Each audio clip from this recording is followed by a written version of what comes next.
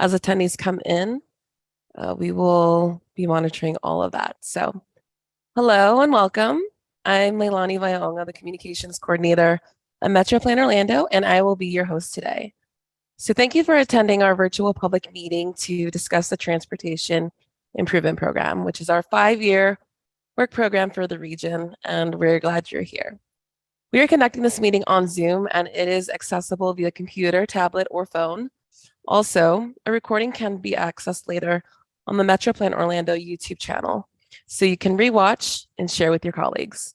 You'll also find the links to the draft Transportation Improvement Program in the chat box below. For this meeting, we have a few guidelines that will help things flow more smoothly. Please use the Q&A button on the bottom of the toolbar to ask questions throughout the program.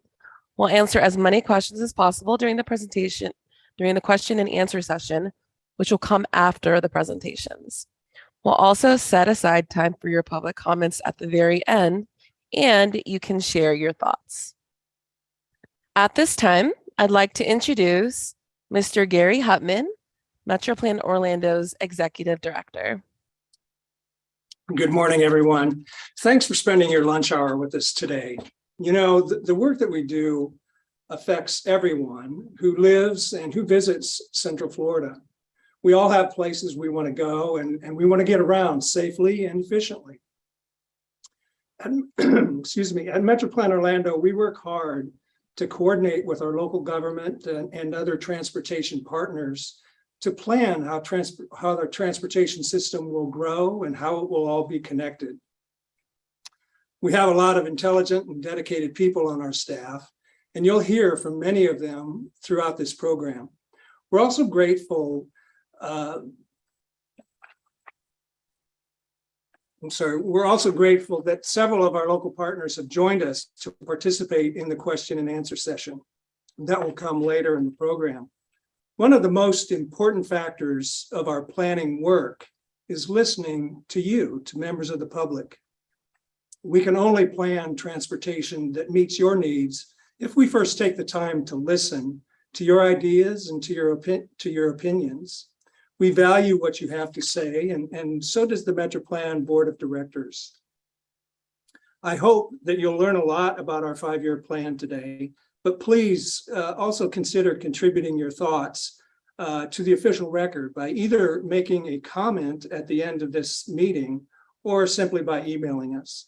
We'll show you how to do that during this program. So thank you again for taking the time to join us today. We appreciate your participation. Leilani, back to you. Thanks, Gary. We have some informative presentations lined up for you today. And after the presentations, you'll have a chance to get your questions answered and share your thoughts. We're also going to ask you a couple of polling questions throughout the program. Our primary presenter today is Mr. Jason Sartorio, who manages our Transportation Improvement Program. He will give an overview of the TIP. He and Mr. Alex Trauger will talk about some upcoming road projects. Ms. Taylor Laurent will tell us about projects we call complete streets, meaning they focus on making roads accessible to all users. We'll hear from Mr. Eric Hill on our transportation system management and operations projects. Mr. Slade Downs will tell us about some projects of particular interest to cyclists and pedestrians. Mr. Mike Wilson will talk about safety-focused initiatives. And Ms. Sarah Larson will conclude by highlighting some future transit projects. We are also joined today by several panelists from our partner agencies around the region who will be available to answer more in-depth questions about their areas during the Q&A. So now just a little bit about who we are and what our role is in Central Florida transportation. MetroPlan Orlando is the regional metropolitan planning organization leading transportation planning in Orange, Osceola, and Seminole counties. We are a team of transportation professionals who coordinate with elected officials, industry experts, and the community, that's you, to shape a system that offers travel options. We also set priorities and determine how federal and state transportation dollars are spent within our region. Before we hear from Jason Sartorio, here's a short video on how this process works.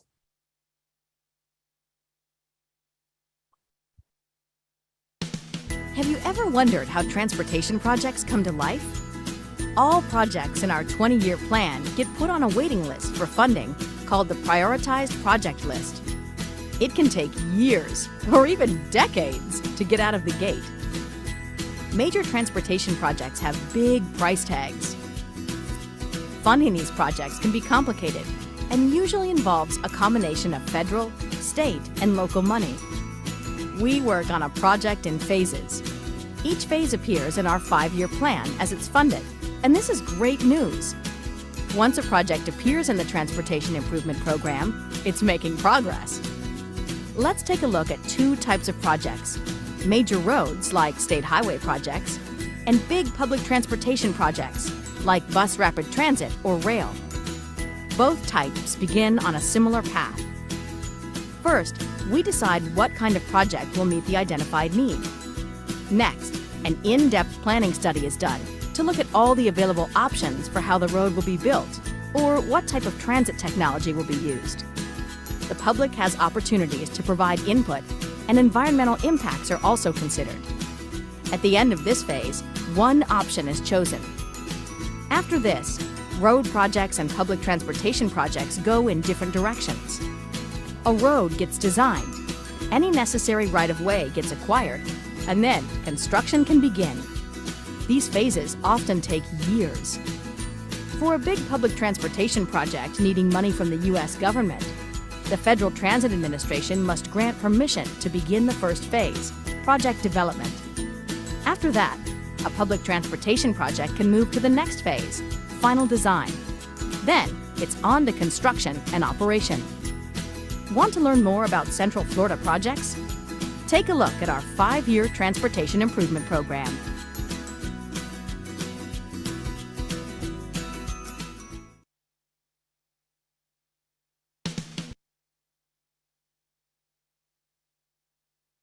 Morning, everyone. Over the next few slides, I'll be giving an overview of the Transportation Improvement Program. Next slide. MetroPlan Orlando has 3 core products that shape transportation in Central Florida over a 25-year timeframe. The Metropolitan Transportation Plan, or MTP, is a 25-year plan that establishes the vision of Central Florida's entire transportation system. The plan identifies current and future transportation needs. Projects must be included in the plan to receive federal and state funding. The Metropolitan Transportation Plan is updated every 5 years to reflect the changing dynamics of the region. Once long-term needs are determined by the MTP, projects are prioritized and ranked on the Prioritized Project List, or PPL, which is a project funding waitlist.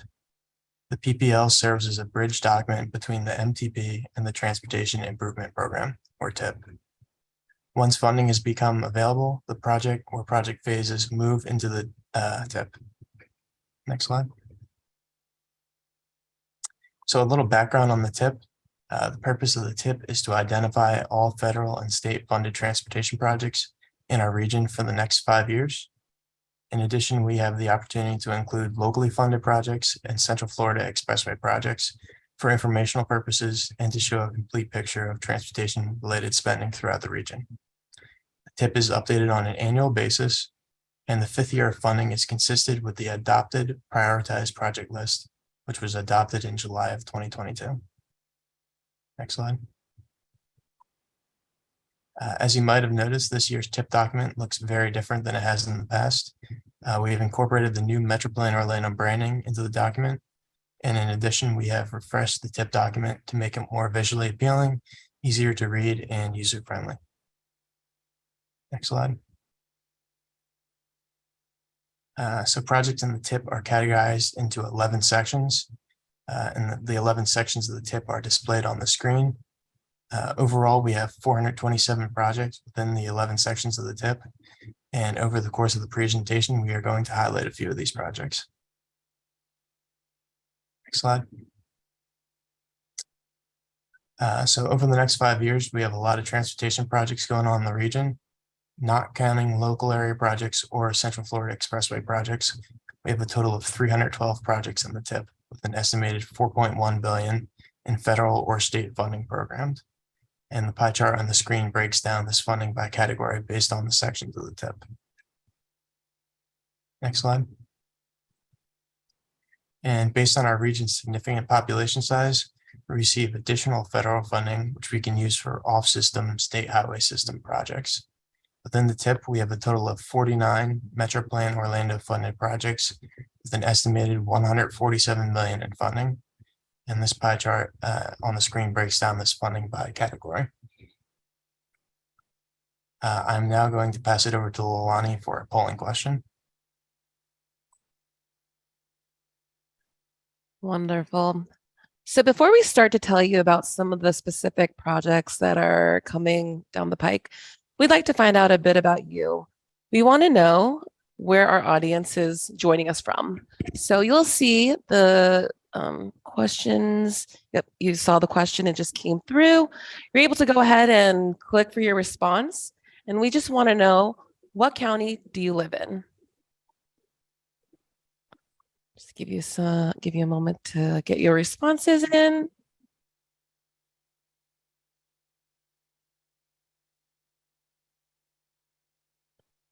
They're coming in one by one. Okay, we're slowing down a bit.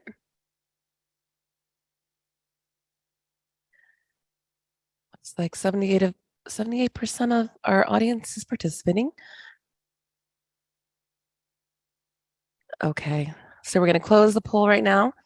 And wow, it looks like 54% of the participants today are joining us from Orange County. Behind them, it shows 22% said none of the above. Behind that is Seminole County with 17%. And then small but mighty Osceola County with 7%. Okay, thank you so much for sharing. Okay, well, now we're going to go ahead and have Alex Trager and Jason Sartorio preview some major highway projects in the works.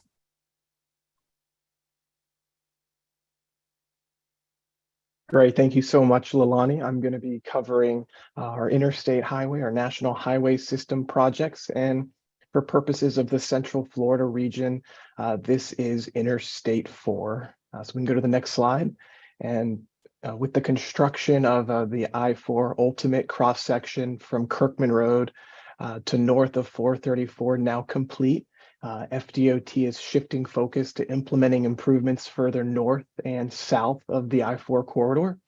Over the next 5 years in the Transportation Improvement Program, there is currently funding for right-of-way acquisition and preliminary engineering for the future phases of the Beyond the Ultimate projects south and north, as well as funding for a truck parking rest area in Seminole County.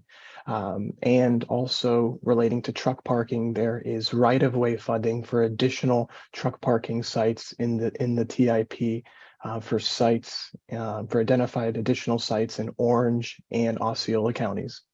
As we go and we look at the construction of the Beyond the Ultimate project, the construction is actually already underway to some degree, with improvements at interchanges and along the main line already underway.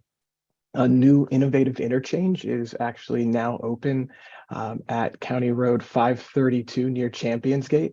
The project also includes bike lanes and sidewalks along 532 near the interchange to help improve cyclist and pedestrian access, as well as safety in that Champions Gate area.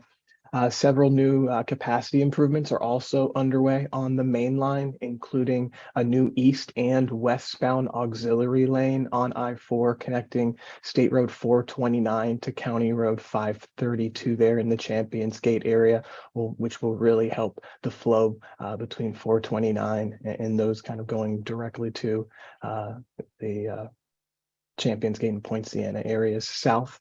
Another programmed improvement includes the reconstruction of the Darrell Cardle Parkway overpass. The existing overpass, which currently spans I-4, between Central Florida Parkway and State Road 535 will actually be converted into a partial interchange called a diverging diamond interchange, which will have 3 new ramps servicing I-4, Del Cardo Parkway, and other roads in the nearby vicinity. Also, just down the road on I-4, the Sand Lake Road interchange is also going to be configured this year with additional capacity improvements to ease congestion at Turkey Lake Road. So both the Del Cardo Parkway and Sand Lake Road interchange projects will also include the construction of 2 segments of a buffer delineated managed lane on I-4 continuing southbound from the Kirkman managed lane limits. For more information or more detailed information about these I-4 Beyond the Ultimate projects, you can visit the FDOT website, i4beyondtheultimate.com. You can go to the next slide, please. And also relating to I-4, but not currently shown or funded within our transportation improvement program today, are the Governor's Initiative Moving Florida Forward projects. This past legislative session, our state approved $4 billion of the $7 billion necessary to fund all of these statewide projects. The identified projects in our region are certainly needed and would improve the congested conditions on I-4 and points in Osceola County, but we are still eagerly awaiting that funding announcement from Tallahassee. So those projects are not included in our transportation improvement program, but as soon as we hear that word from Tallahassee, we'll be updating our plans as necessary and as required. So with that said, I'll turn it back to Jason Sartorio. Thank you so much.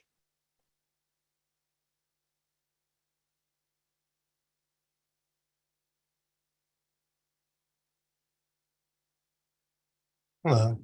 The next set of projects I would like to talk about are on the state highway system. State highway system projects consist of capacity improvements, complete streets, safety operations, and ITS investments on the state highway system. In the tip, we have a total of 39 state highway projects with an estimated $460 million in funding. And this includes some 3R resurfacing projects on the state highway system. So the first of these projects I would like to highlight is State Road 50 from east of Old Cheney Highway to Chuliota Road in Orange County. This project spans 2.4 miles and will rehab pavement and will widen the road to 3 lanes in each direction, separated by a raised median.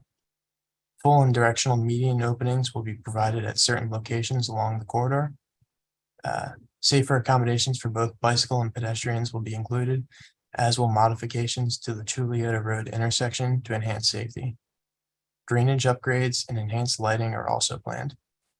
Construction funding for this project is programmed for fiscal year 2026-2027. Additionally, construction for the next phase of this project from Chuliota Road to State Road 520 has construction funding program for fiscal year 2027-2028. Next slide. The next project I would like to highlight is US 1792 from John Young Parkway to Pleasant Hills Road in Osceola County. This is an intersection improvement project that aims to relieve congestion, improve access, enhance bicycle and pedestrian facility, enhance aesthetics, and add landscaping within the 1 mile project area. Project has right-of-way funding program in fiscal year 2024-2025 and fiscal year 2025-2026. Construction is funded in fiscal year 2026-2027. Next slide. And the last project I would like to highlight is State Road 436 from North Lake Boulevard to Boston Avenue in Seminole County. This is a pedestrian detection system or PedSafe project that spans 0.8 of a mile. This project will resurface State Road 436 from North Lake Boulevard to Boston Avenue. Additional work includes sidewalk additions and reconstruction, curb ramps, drainage improvements, signing and pavement markings, bicycle keyhole additions, traffic signal upgrades, and pedestrian lighting improvements. Construction and operation funding is programmed in fiscal year 2023-2024. And I will now turn it over to Taylor to talk about complete streets. Thank you, Jason. Hello, everyone. Complete Streets projects consist of roadway, bicycle, and pedestrian, as well as intersection improvement projects that enhance safety and accessibility for all users. There are 9 Complete Streets projects funded by MetroPlan Orlando over the next 5 years, which totals an estimated $32 million of investment.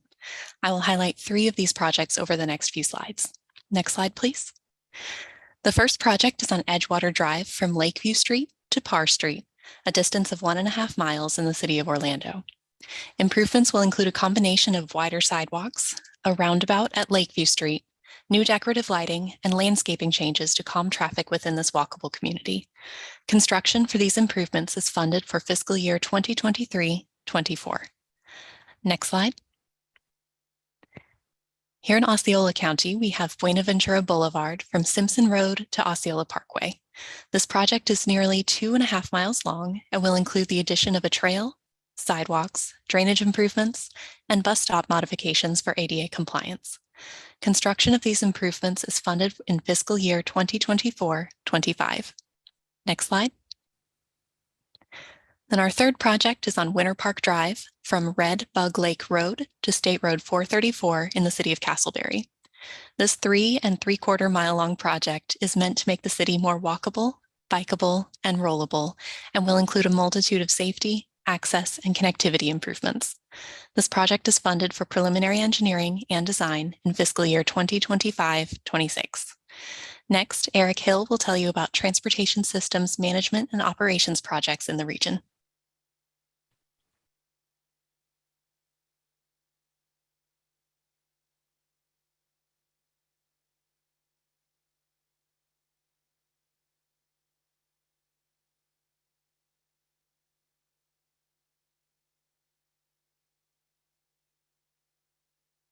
Hello, transportation systems management and operations projects use innovative strategies or leverage existing technology to improve safety and travel time reliability.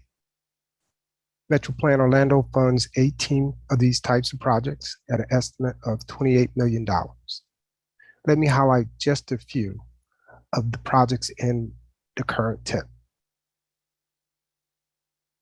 Orange County traffic signal cabinet upgrades. This is a countywide project currently in the construction phase, funded for 2024-25. Next slide. In Osceola County, we have a series of roundabouts on Marigold Avenue from San Lorenzo Road to Peabody Road. Again, these are roundabout projects. They are in construction and funded for 2024 and 25. Next slide. Traffic signal retiming. Why do we do signal retiming? We do this to improve traffic flow, reduce driver delay at intersections, reduce speeding, improve bicyclist and pedestrian safety and comfort. Besides these reasons, traffic signal retiming updates reflect changes in traveling demands on our transportation system. Next slide. This is an annual program. We are in our 15th year. In FY 2020-21, we retimed 20 corridors. In 2021 and 22, we retimed 17 corridors and 7 independent intersections. Now, let's hear from Slade Downs about bicycle and pedestrian projects that are coming up. Keep your questions coming in the Q&A box for our panel.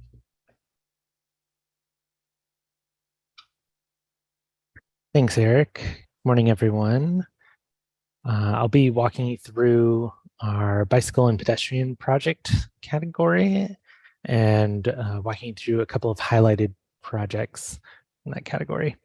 So at this point, you've heard about a few projects that incorporate bike and pedestrian elements like complete streets and certain state road projects. This project category is for strictly standalone bicycle and pedestrian improvement projects like sidewalks and trails.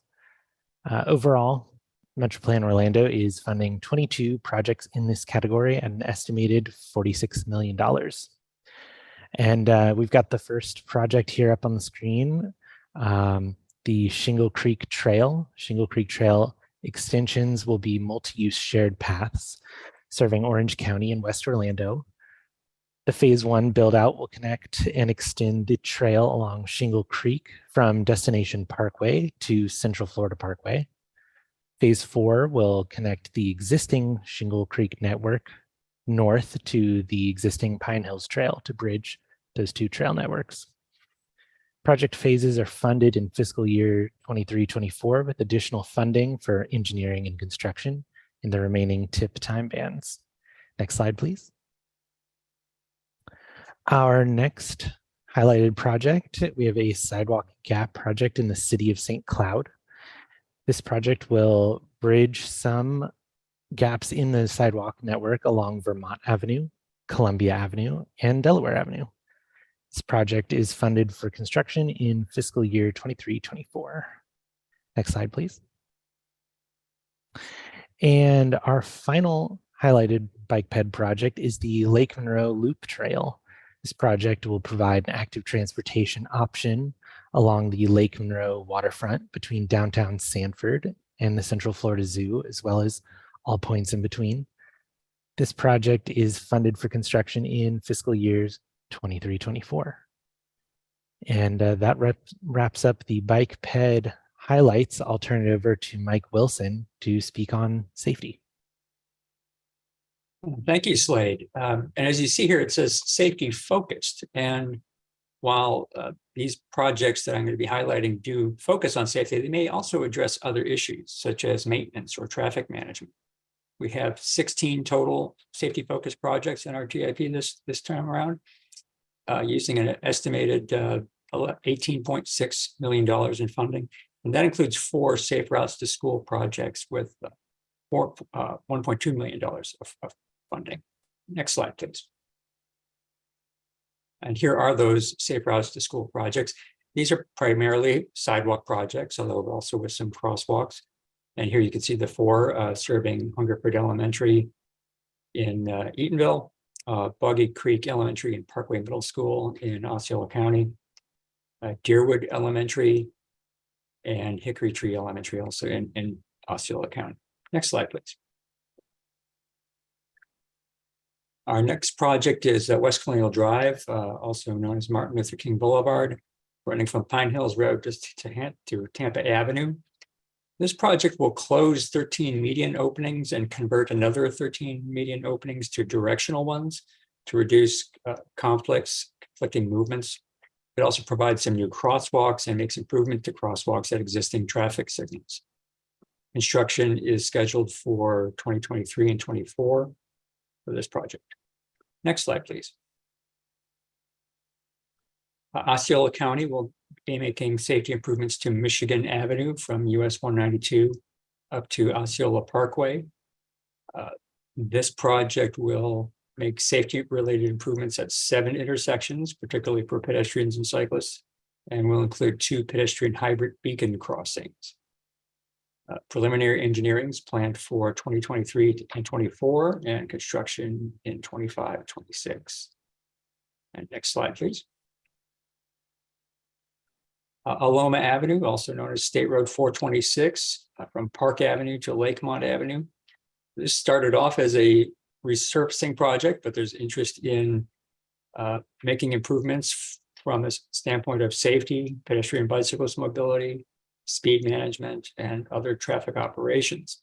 So because this is a resurfacing project, improvements are just going to be limited to what can be done within the existing right-of-way.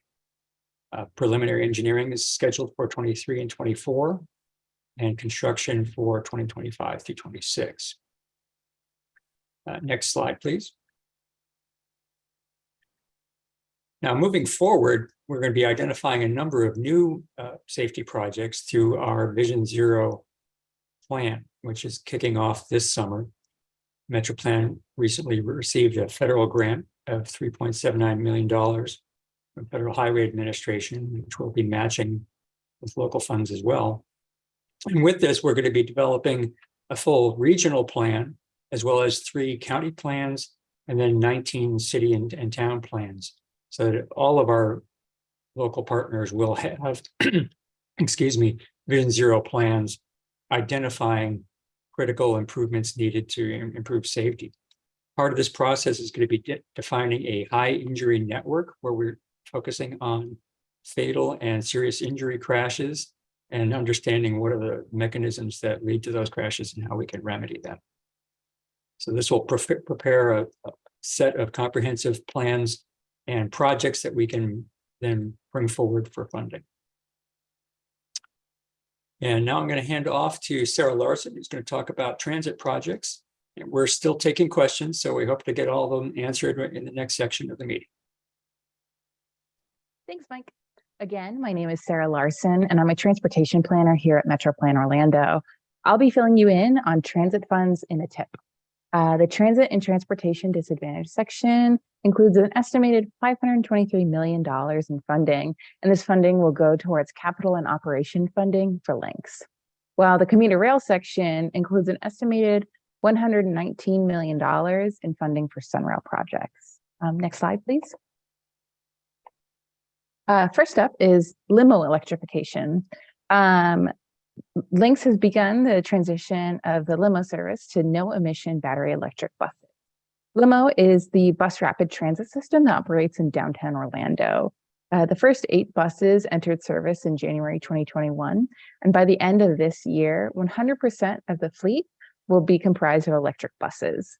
The project is a partnership between Lynx Orlando and the Orlando's Utilities Commission. Next slide. Lynx is also doing shelter installations and rehabilitation. For each fiscal year, Lynx will be doing about 25 to 30 shelters, installing 25 to 30 shelters, and they'll also be rehabbing 100 to 150 shelters each fiscal year. Next slide. Also within the TIP is the construction of the Pine Hills Transfer Center. The Pine Hills Transfer Center is expected to begin construction at this summer, and the transfer center will allow for more space for bus bays and improved bus shelters and signage. Next slide. Also within the TIP is funding for transit planning documents, specifically the Transit Development Plan, or the TDP, and the Transit Disadvantage Service Plan, which is the SP. The TDP is Lynx's 10-year planning policy and service development guide. The TDP includes a needs plan from each of the 3 counties and is based in population demographics and a plan for service development and implementation. Lynx completed a major update to its TDP late last year to guide the agency's operating and capital plans for the 2023 to 2032 time period. And Lynx also completed a major update to its TDSP this year to guide the agency's paratransit and demand response services. Next slide. Lynx also is in the process of a system-wide survey of passengers on its fixed route, limo, NeighborLink, and Sunrail users. Almost 8,000 surveys were completed, documented all the details of the passenger's trip from door to door, as well as demographic data to support Lynx's Title VI program. Upcoming for Lynx is the August service change. You can hear more about the service change at information sessions between June 27th and June 29th at different locations across the 3-county region. There will also be a public hearing at Lynx Central Station on July 5th, and that there will also be virtual options for that. The service change will go into effect on August 20th. And that concludes our transit portion of our presentation today. Miles O'Keefe from Lynx is on our panel and will be able to help answer any questions that you may have. And now to Jason Sartorio, who will wrap up and talk about next steps for the TIP. Hello again, everyone. So over the next few weeks, we will be presenting the final versions of the TIP to our advisory committees and board for approval. These meetings are open to the public and are also broadcasted live on our MetroPlan Orlando YouTube channel. The Community Advisory Committee will be meeting on Wednesday, June 28th at 9:30 a.m. The Transportation Systems Management and Operations Advisory Committee will be meeting on Friday, June 30th at 9:30 a.m. And the Technical Advisory Committee will be meeting on Friday, June 30th at 10 a.m. The Municipal Advisory Committee will be meeting on Wednesday, July 6th at 9:30 a.m. And the Metro Plan Orlando Board will be meeting on Wednesday, July 12th with a special start time of 8 a.m. Once the TIP is approved by the board, it will be submitted to FDOT prior to the July 15th deadline.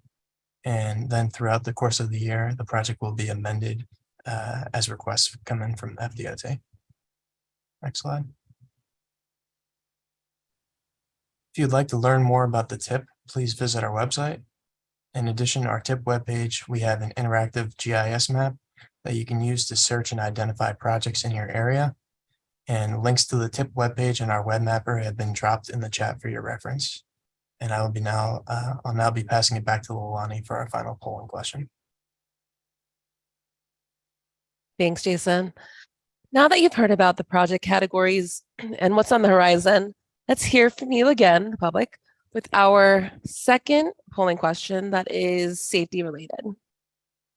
You're going to see a pop-up box on your screen for you to be able to participate. And we want to know, when do you feel the least safe traveling around Central Florida? Okay, everyone's getting their responses in. Oh, okay, this is coming in slowly. Give you a couple more seconds here. When do you feel the least safe traveling around Central Florida?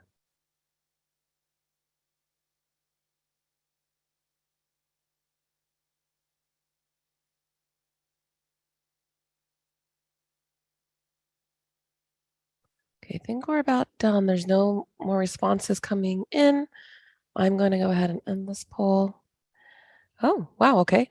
It looks like 51% of the people that participated in this polling question say that they feel the least safest when they are driving on major highways and toll roads.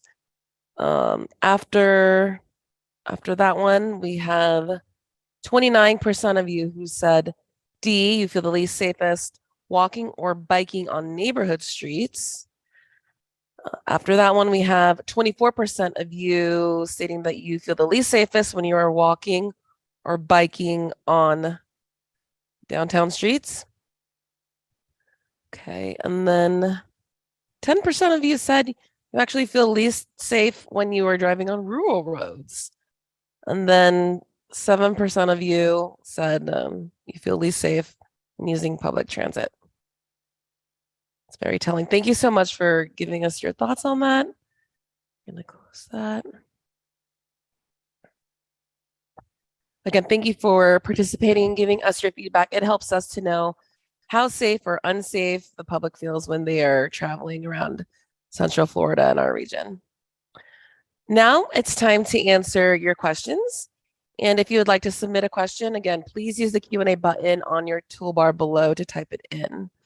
After Q&A, we will move on to the public comment section. And that is where we listen to your statements and record comments to be shared with the Metro Plan Orlando board. And that will be a completely separate process. We'll also tell you how you can submit written public comments after the meeting. So I'm going to go ahead and invite our panelists to turn their cameras on.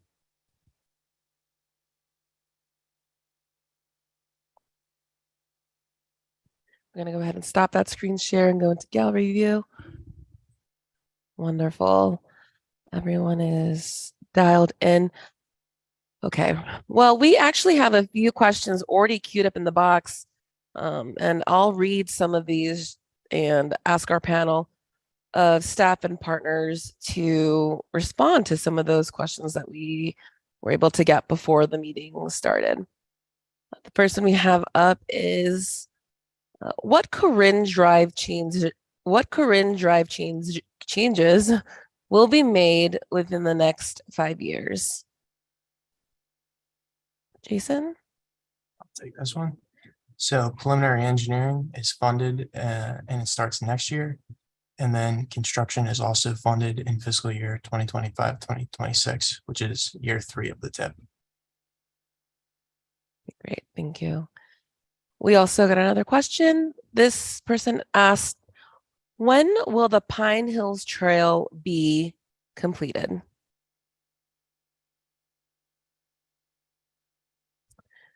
And I'm going to go direct that to Jason as well. Sure.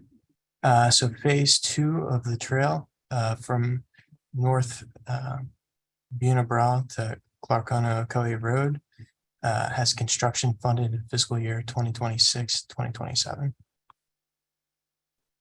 Okay, thank you. We have another question.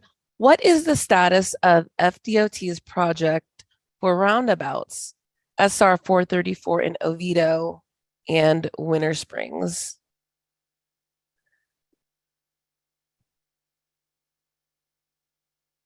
I'm going to pass that one over to Jonathan Raquinha with FDOT to answer.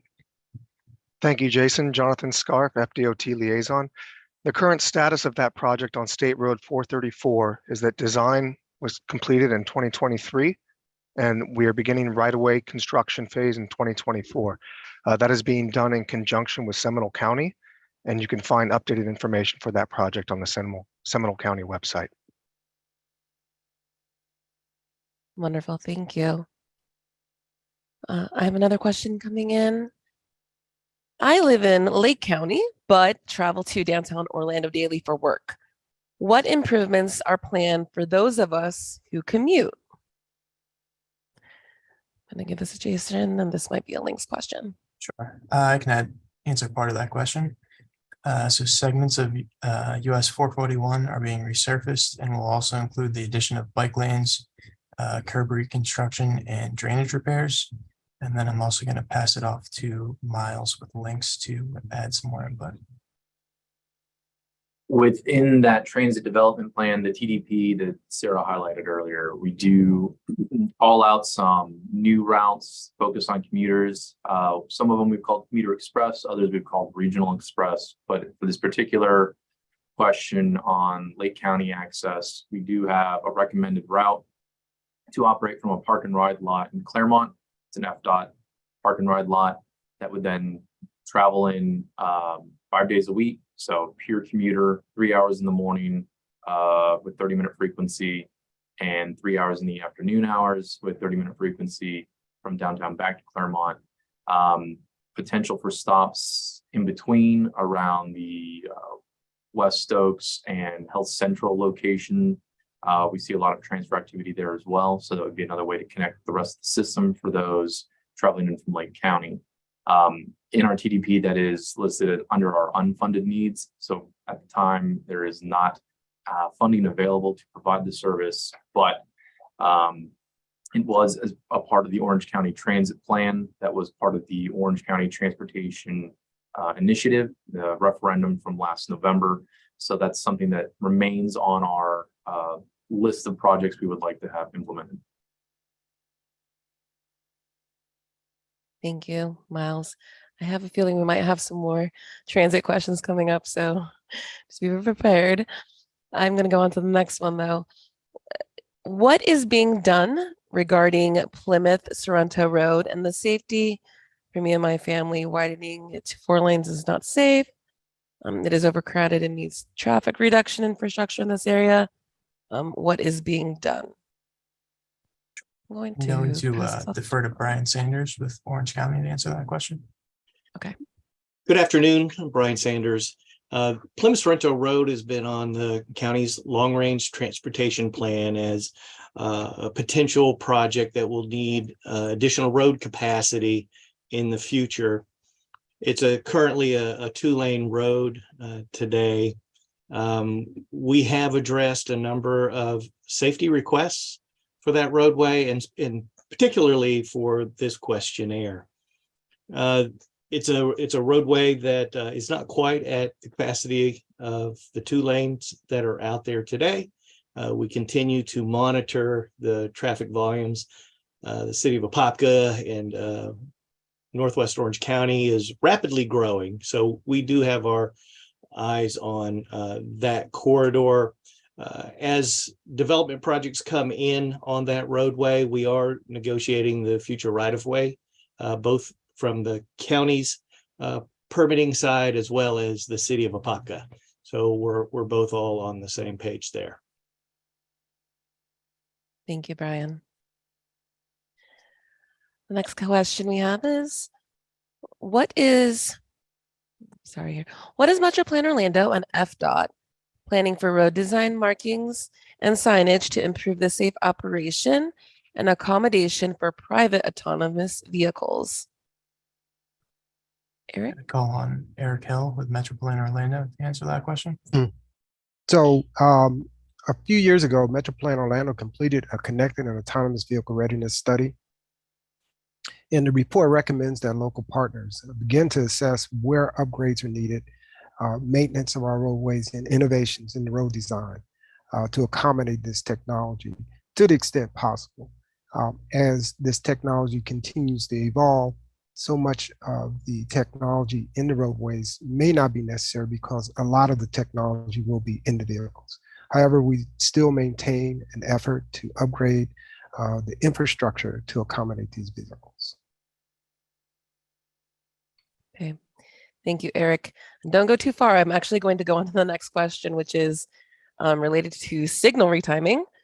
The person is asking, will signal retiming occur at Goldenrod north-south bound at SR 408 Lake Underhill area? It's currently not in our program. However, we will carry that forward and ask the jurisdiction if they want to add that to the list for the next round of retiming. Okay, great. Thank you so much. We have up here another transit question. And this person is asking, how many bus stops and bus shelters are there in the Links region? And how long will it take to modernize them? So there's about 4,300 bus stops within 3 counties that we operate, roughly 25% of which have a shelter. If the question of modernization means providing a shelter to all of them, they will never have 100% shelters. And that's largely a factor of safety and ridership.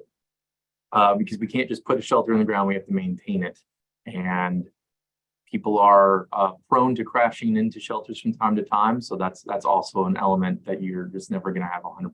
So at 25%, we do have a schedule, roughly 7 to 10 years, depending on fabricator of the shelters. We do a level of refurbishment, be it repainting or replacing.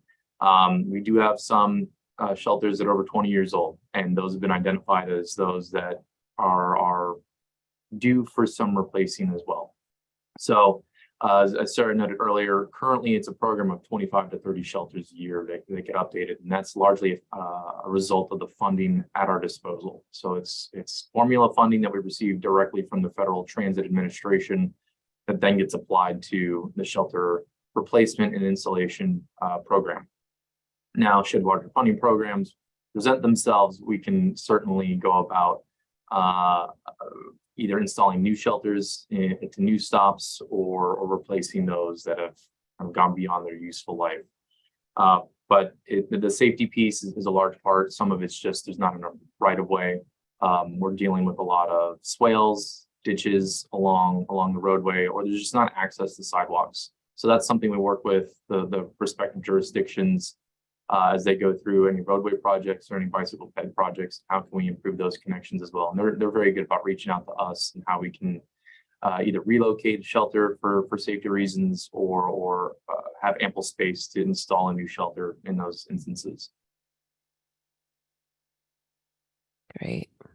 Thank you, Miles, for the in-depth explanation about that. We're going to go ahead and get to the next question, which is bike and ped related.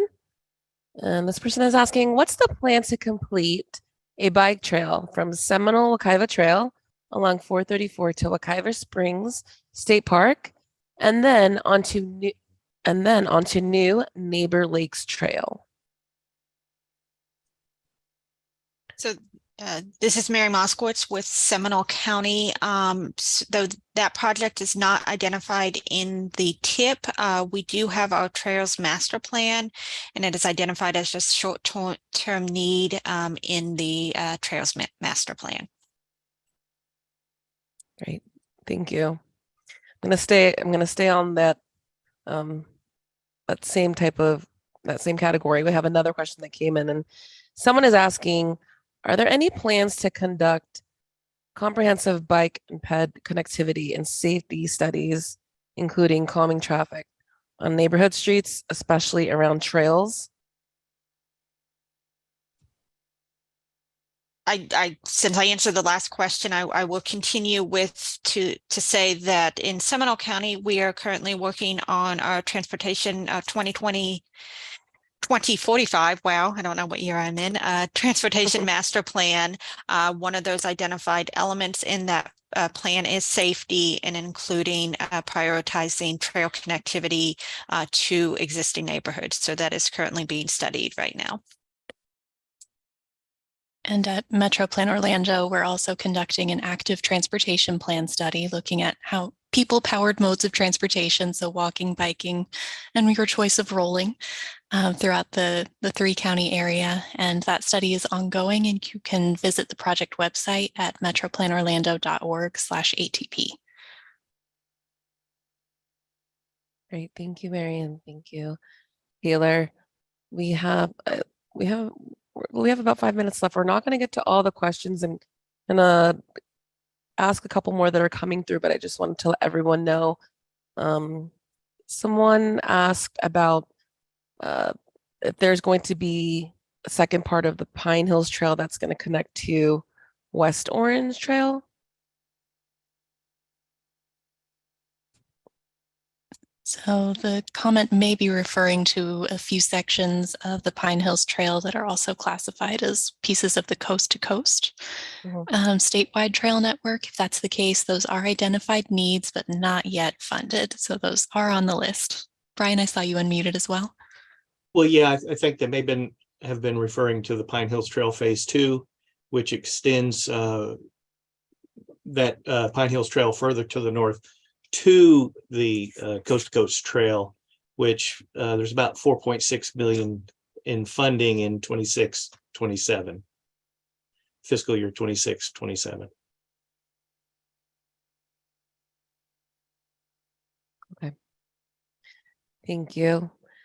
It looks like we're about out of time to go ahead and answer any more questions, but that's not a problem. We actually invite the public. If you feel you haven't had your question answered, or you want to ask more questions, you can do that, and you can email us at comment@metroplanorlando.org.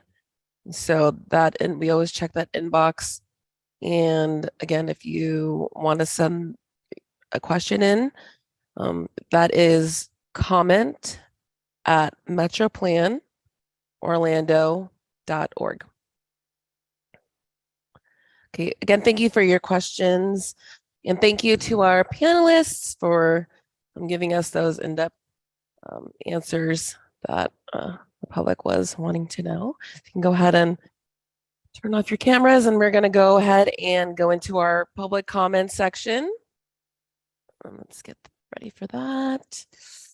Let's see. Okay, so like I said, now we're at the time for public comments, when you can register an opinion that will be related to the Metro Plan Orlando Board and become part of the record. So to make a public comment, please use the raised hand button on your toolbar. It's located at the bottom of your screen. And if you were joining us on the phone without video, you can press *9 to raise your virtual hand. When your name is called, your microphone will be unmuted and you will be able to make your comment. Please state your name and contact information for the record and keep your comments to 2 minutes. If you're not ready to make your comment, maybe don't want to make it in this forum, or maybe 2 minutes just is not enough for you, we will accept written comments, like I said, through July 10th at comment@metroplanorlando.org email inbox. And you can also make a comment at our July 12th board meeting, which again, special start time at 8 a.m., virtually or in person. Now, do we have any members of the public who are ready to speak? Marianne? Yes, we do. We have we have a couple, and our first comment is from Ms. Joanne Canellis. So Ms. Canellis, I'm going to unmute you now. You should be able to speak. You unmute yourself. There you go. Hello, this is Joanne Canellis. Can you hear me okay? Yes, we can, Joanne. Yeah, I'd like to have a 24-hour bus and train service, including holidays, weekends, and nighttime, and stuff like that, every 15 minutes for everyone in this region. And I would like to have a bus back on the back on where the swimming is I go to. It's called the Oviedo Boulevard by the pool, please.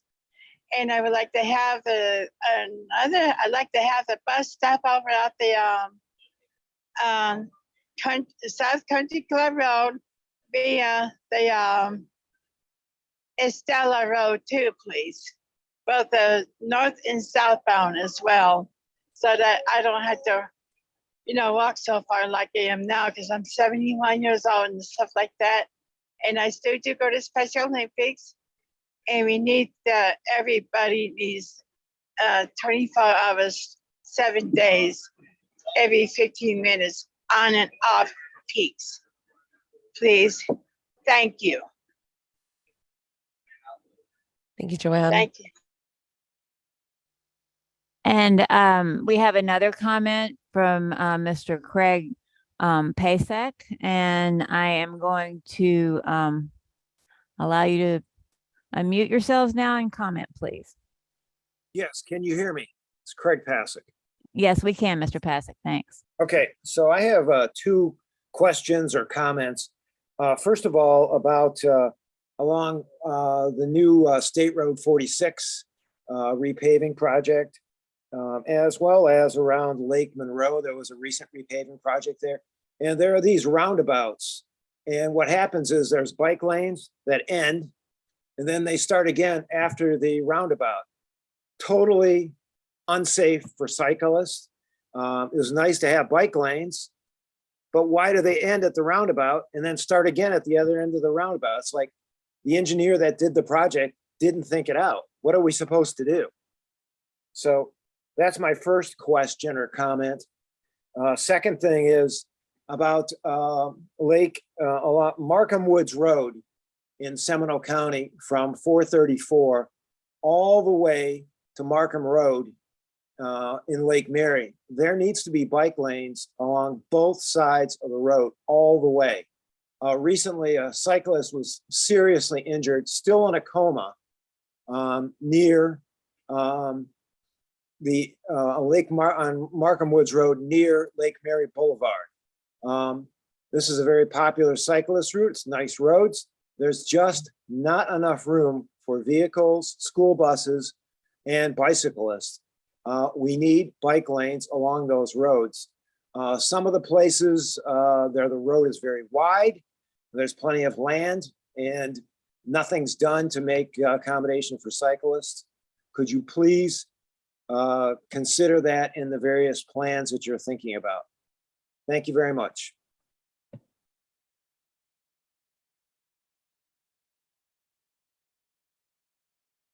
Thank you, Mr. Pasek. That's all the hands I see. If there's anyone else who wants to make a public comment at this time, you can use the raise hand button at the bottom of your screen, and we'll be happy to hear your comment.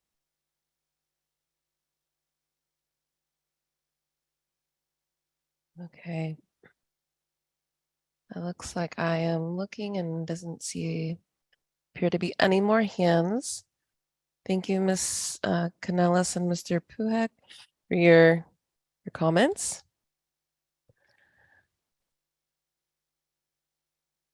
Okay. If you have any questions that weren't addressed here, or you want more information, Lisa, we can go ahead and go to the next slide. Time is up. Again, if you have any questions that weren't addressed here, or you want more information, don't hesitate to contact us. We are always happy to help. And again, we appreciate you taking time to join us in this discussion about our transportation system, and we look forward to seeing you in the future.